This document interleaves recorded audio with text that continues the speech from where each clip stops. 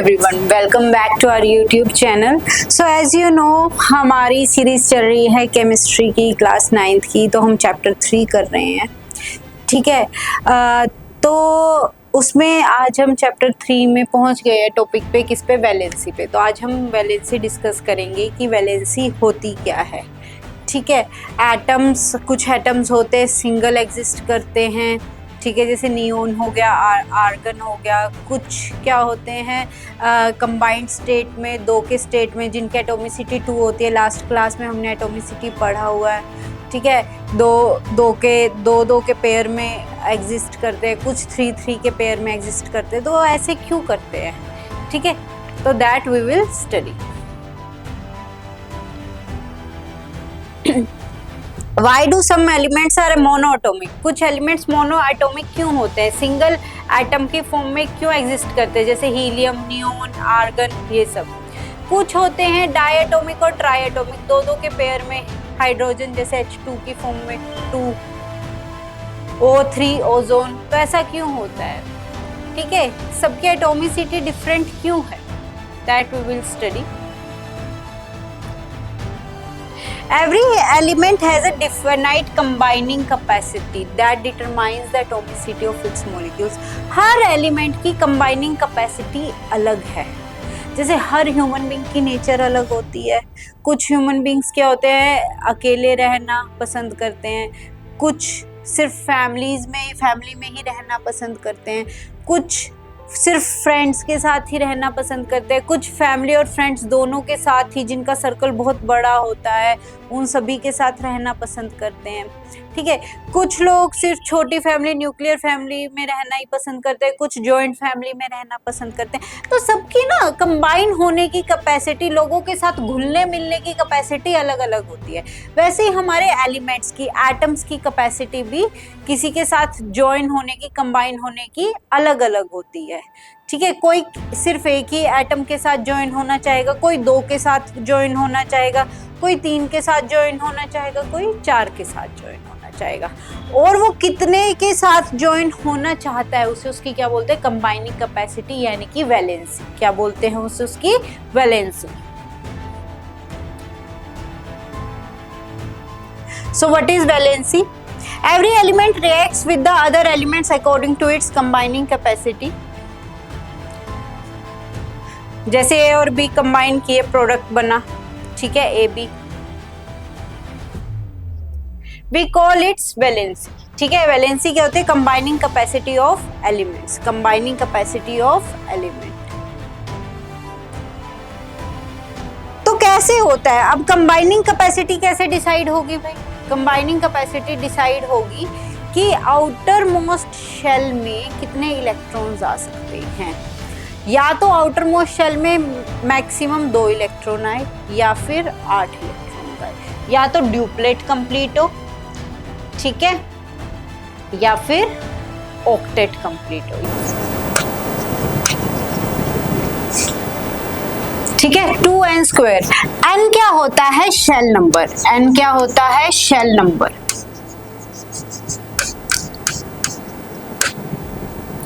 ठीक है। तो क्या होता है, एटम होता है, एटम के अंदर होता है न्यूक्लियस। क्या होता है ये, न्यूक्लियस। और उसके अराउंड होती है शेल्स, जैसे सेम एज जैसे हमारे सोलर सिस्टम होता है, KLMN शेल, ठीक है। अब यहाँ पे फर्स्ट शेल के लिए n जो होता है वो 1 होता है, सेकंड के लिए 2 होता है, थर्ड के लिए 3 होता है। तो पहली शेल में कितने इलेक्ट्रॉन्स आते हैं, ये है नंबर ऑफ इलेक्ट्रॉन्स। क्या है, नंबर ऑफ इलेक्ट्रॉन्स। पहली शेल में कितने इलेक्ट्रॉन्स आ सकते हैं, ये होता है न्यूक्लियस। न्यूक्लियस के अंदर होते हैं प्रोटॉन्स और न्यूट्रॉन्स, प्रोटॉन्स और न्यूट्रॉन्स। और उसके अराउंड शेल्स होती है, शेल्स में कौन घूम रहे होते हैं, इलेक्ट्रॉन्स, ठीक है। कौन होते हैं, electrons.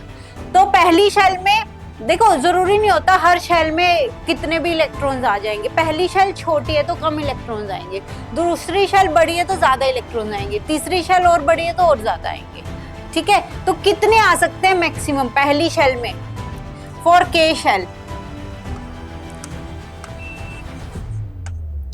Put n is equals to 1।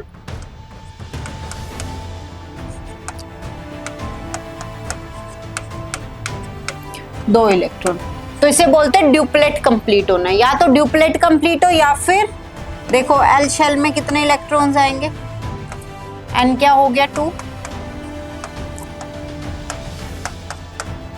2 into 2 का स्क्वायर 8 इलेक्ट्रॉन।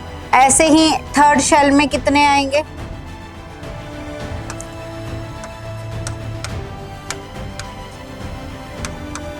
Eighteen electrons. कितने आएंगे, 18 इलेक्ट्रॉन्स। ठीक है, और देखो पहली शेल में आ सकते हैं 2 इलेक्ट्रॉन, दूसरी में आ सकते हैं 8 इलेक्ट्रॉन, तीसरी में आ सकते हैं 18 इलेक्ट्रॉन्स एंड सो ऑन। आप किसी भी शेल में नंबर ऑफ इलेक्ट्रॉन्स निकाल सकते हो, मैक्सिमम है ये, मैक्सिमम कितने आ सकते हैं। और एक और रूल होता है इसके साथ साथ, आउटर मोस्ट शेल में ना 8 होने चाहिए। आउटर मोस्ट शेल में कितने इलेक्ट्रॉन्स होने चाहिए, 8 इलेक्ट्रॉन्स। अगर थर्ड शेल आउटर मोस्ट है ना, आ तो इसमें 18 सकते हैं, जगह तो इसमें 18 की है, पर अगर ये सबसे बाहर वाली शेल है ना तो इसमें हम 8 ही डालेंगे। तो इसमें हम कितने डालेंगे, 8 ही, अगर थर्ड शेल सबसे बाहर वाली है। अगर थर्ड शेल के बाद फोर्थ शेल भी है, अगर थर्ड शेल के बाद फोर्थ शेल भी भरी जा रही है तो फिर थर्ड में 18 डालेंगे। तो फिर थर्ड में कितने डालेंगे, 18, और फिर फोर्थ को फिल करना स्टार्ट करेंगे। ठीक है, तो ये होता है रूल। तो इसीलिए बोलते हैं या तो हमें ड्यूप्लेट कंप्लीट करना है, आउटर मोस्ट शेल में हमें 2 इलेक्ट्रॉन होने चाहिए, या फिर 8 ऑक्टेट कंप्लीट करना है। तो ये ड्यूप्लेट और ऑक्टेट कैसे कंप्लीट करते हैं, या तो इलेक्ट्रॉन्स देके, या किसी से लेके, या फिर शेयरिंग करके। अब किसी के साथ हम देना लेना रखेंगे तो वहां पे क्या होगी, हमारी बॉन्डिंग होगी, हमारा कनेक्शन होगा, तो उसे बोलते हैं कि बॉन्ड बन गया। क्या बन गया, एटम्स के बीच में बॉन्ड बन गया। ठीक है,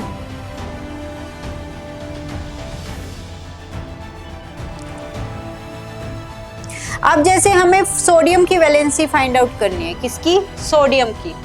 तो सोडियम का जो एटॉमिक नंबर होता है, ये चार्ट आपको लर्न करना होगा। ठीक है, सोडियम का एटॉमिक नंबर अभी के लिए मैं आपको बता देती हूँ, 11 होता है। क्या होता है, 11। तो इसकी इलेक्ट्रॉनिक कॉन्फ़िगरेशन क्या होगी, पहली शेल में कितने इलेक्ट्रॉन्स आते हैं भी, 2, सेकेंड में कितने आते हैं, 8, आपने 2 और 8 भर दिए, 10 हो गए, और लास्ट शेल में कितने आएंगे, 1 ही बचा, क्योंकि 11 थे। 2, 8, 1। पहली शेल में कितने इलेक्ट्रॉन्स आते हैं, 2 हमने दे दिए। दूसरी शेल में कितने आते हैं, 8 दे दिए, 10 हो गए। टोटल कितने इलेक्ट्रॉन्स थे, 11। ठीक है, atomic number is equals to number of electrons होते हैं, कि कितने इलेक्ट्रॉन्स हैं। ठीक है, एटॉमिक नंबर 11 का मतलब है कि आपके पास 11 ही इलेक्ट्रॉन है उस एटम में, और 11 ही प्रोटॉन है। तो हमें तो इलेक्ट्रॉन से मतलब है अभी।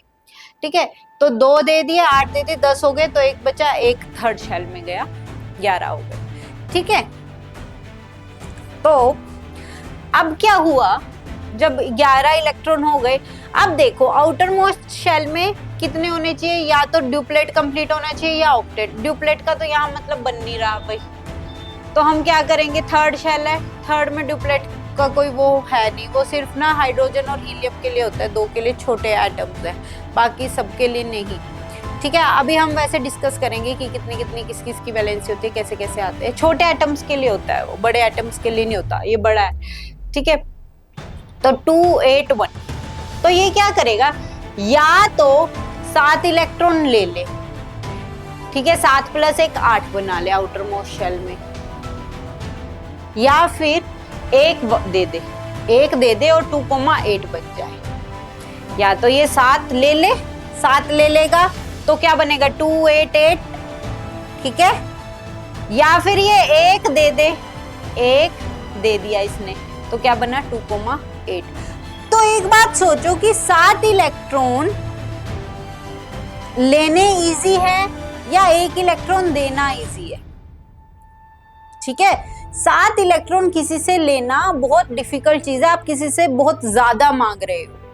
ठीक है, तो 7 इलेक्ट्रॉन लेना इज वेरी डिफिकल्ट, तो ये क्या करेगा, 1 इलेक्ट्रॉन देना पसंद करेगा।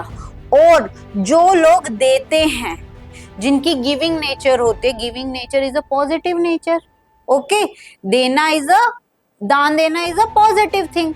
तो ये एक इलेक्ट्रॉन देगा तो इस पे एक पॉजिटिव चार्ज आ जाएगा, इस पे एक पॉजिटिव चार्ज आ जाएगा। जितने इलेक्ट्रॉन दोगे उतना पॉजिटिव, भाई जितना आप दान करोगे उतना आपके लिए पॉजिटिव होगा। इसने एक का दान किया तो ये एक पॉजिटिव होगा, इसलिए Na की वैलेंसी क्या होती है 1 पॉजिटिव, पॉजिटिव Na पॉजिटिव लिखते हैं, Na के ऊपर पॉजिटिव चार्ज, ठीक है, ठीक, ओके। और अगर कोई लेता है, लेना इज अ नेगेटिव थिंग, भीख लेना इज अ, भीख मांगना इज अ नेगेटिव थिंग, ठीक है, किसी से मांगना नेगेटिव होता है, तो आपने जितने लिए उतना ही आप में नेगेटिव आएगा, ठीक है। जितने आप देते हो, एक देते हो तो एक पॉजिटिव, दो देते हो तो दो पॉजिटिव, तीन देते हो तो तीन पॉजिटिव, एक लेते हो तो एक नेगेटिव, दो लेते हो तो दो नेगेटिव, तीन लेते हो तो तीन नेगेटिव, ठीक है। तो यहाँ पे क्या आएगी, ये क्या है, आउटर मोस्ट शेल में 8 इलेक्ट्रॉन है नहीं तो अनस्टेबल है, तो या तो ये 7 ले ले या फिर एक दे दे, तो 7 लेना इसके लिए इज वेरी डिफिकल्ट, तो ये एक देना पसंद करेगा, तो ये 2,8 बन जाएगा। तो आउटर मोस्ट शेल में 8 इलेक्ट्रॉन हो गए, इनर्ट गैस कॉन्फ़िगरेशन बोलते हैं इसे हम। आउटर मोस्ट शेल में 8 या 2 इलेक्ट्रॉन का होना is inert gas configuration, so it is easy to give 1 electron. तो इसने अब 2,8 किसका होता है, 10 एटॉमिक नंबर होता है नियोन का, तो इसने नियोन की इलेक्ट्रॉनिक कॉन्फ़िगरेशन अचीव कर ली। So valency of sodium is 1। Next let's find out valency of chlorine. Chlorine का होता है 17, क्या होता है क्लोरीन का एटॉमिक नंबर 17। तो पहली शेल में 2 इलेक्ट्रॉन, दूसरी में 8, तो 10 हो गए, तो कितने बचे बाकी, 17 में से 10 गए 7, तो लास्ट शेल में आए 7। आप देखो, अब इसको लास्ट शेल में 8 करने हैं, कितने करने हैं, 8 करने हैं, या तो ये 7 दे दे, या तो ये 7 दे दे और 2,8 बन जाए नियोन वाला, या फिर ये एक ले ले, या फिर ये एक इलेक्ट्रॉन किसी से ले ले। तो 7 देने ज्यादा इजी होंगे या एक लेना, एक लेना ज्यादा इजी होगा, कम है वो, तो ये एक लेगा, तो लेना इज अ नेगेटिव थिंग, तो एक नेगेटिव इस पे चार्ज आ जाएगा और ये क्या बनेगा 2,8,8 आर्गन की इलेक्ट्रॉनिक कॉन्फ़िगरेशन अचीव कर लेगा ये। मेटल्स क्या होते हैं, और जिन पे पॉजिटिव चार्ज आता है वो होते हैं metals. Metals are electropositive, non metals are electronegative, वो लेना पसंद करते हैं इलेक्ट्रॉन्स, और मेटल्स इलेक्ट्रॉन्स देना पसंद करते हैं।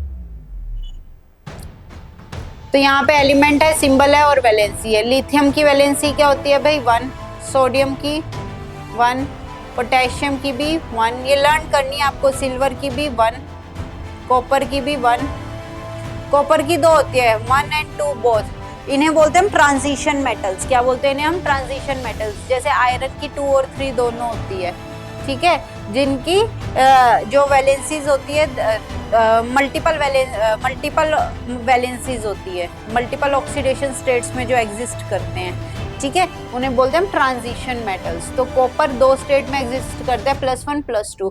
+1 वाले को बोलते हैं क्यूप्रस, +2 वाले को बोलते हैं क्यूप्रिक।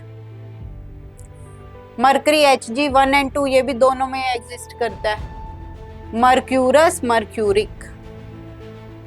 जो हायर ऑक्सीडेशन स्टेट होता है ना, हायर वैलेंसी, उसके आगे इक लग जाता है, कम वाले के आगे अस लगता है। मैग्नीशियम 2 होती है, कैल्शियम 2, जिंक 2, आयरन 2 and 3, कम वाले को अस, ज्यादा वाले को इक, फेरस, फेरिक, एल्यूमिनियम +3, ठीक है। तो ये आप इसकी फोटो ले सकते हो, ये आपको लर्न करना है, ठीक है, ये आपको लर्न करना है टेबल। अब नॉन मेटल्स इलेक्ट्रोनेगेटिव होते हैं, वो क्या करते हैं, इलेक्ट्रॉन्स क्या करना चाहते हैं, लेना चाहते हैं, इसलिए उन पे नेगेटिव चार्ज आता है,